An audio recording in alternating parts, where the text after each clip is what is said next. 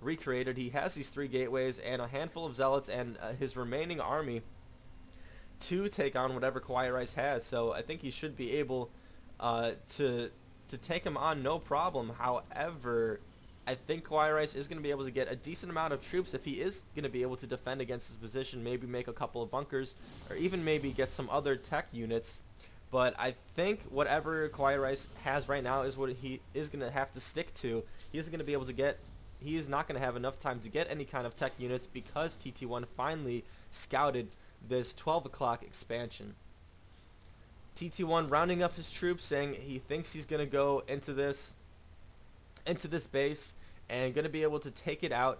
KawaiiRice a little bit hard pressed. Looking at the unit count right now, it's 10 Marines, 7 Marauders, and 2 Medevacs against TT1's army, which is 9 Zealots, and Immortal, and Stalkers. So TT1 a little bit up, but if KawaiiRice can micro well enough and use these Medevacs well enough, he might actually be able to pull out.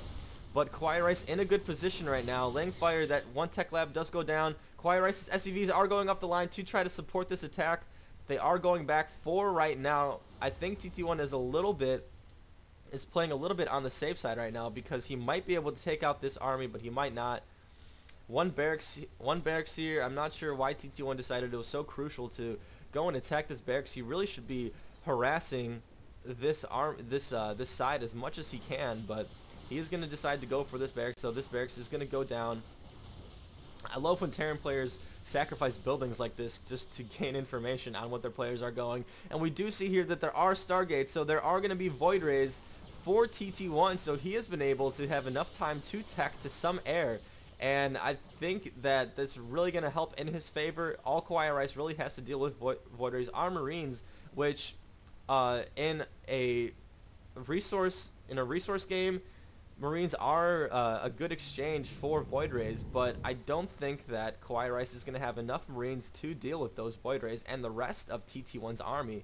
So let's see what's going to happen here. KawaiiRice feels like he does have to move out and take down some of TT1's production, which he should. He definitely should be on the aggressive right now and try to even up the ante, maybe even take another base. But KawaiiRice right now is still in pretty much a crunch to TT1's macro. This base is so heavily saturated. I would like to see TT1 probably take another base soon, because if he does want to ensure this win, he is going to need to ensure his macro game.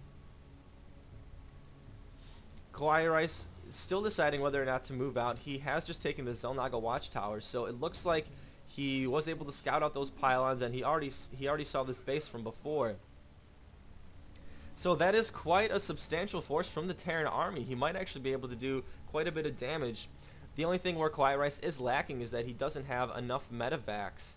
It looks like he isn't planning to go that anytime soon. He's just going to try to conserve those 2 Medevacs and have him last as much as he wants. Dark Templar coming out on this field right now. He is going to be able to snipe them out. I don't think that Orbital Command does have enough energy. No, it doesn't. One Dark Templar going into this base. He is going to be able to do as much damage as he wants to this army. I love how TT1 split up his Dark Templar and forced KawaiiRice to use his scan in one area, but he's not going to have enough to deal with him later. Stimpack from this army, but this Terran army is just getting a beating from the combined force of the Void Ray Stalkers, Zealots, and Dark Templar. That is absolutely ridiculous. This was pretty much a slaughter from TT1, and KawaiiRice not happy with that. He's complaining about imbalanced units. Come on, KawaiiRice. I don't know what imbalanced units you're talking about. Maybe Void Rays. I guess, I'm not sure what. Now, this is the time where Void Rays were nerfed, so I guess KawaiiRice really doesn't like that unit, however.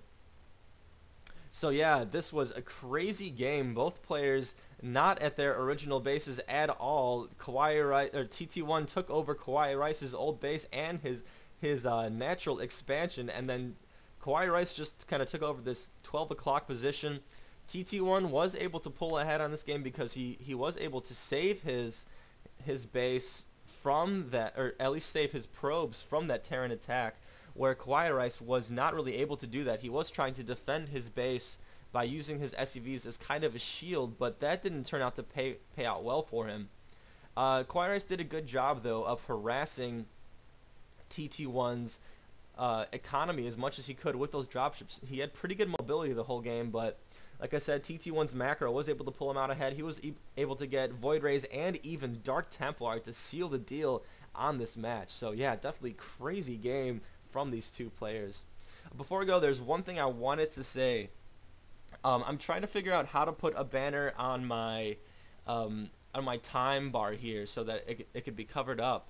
So if anyone knows how to do that, could you please message me, and we can try to get that started, because I would like to have a banner for my time bar.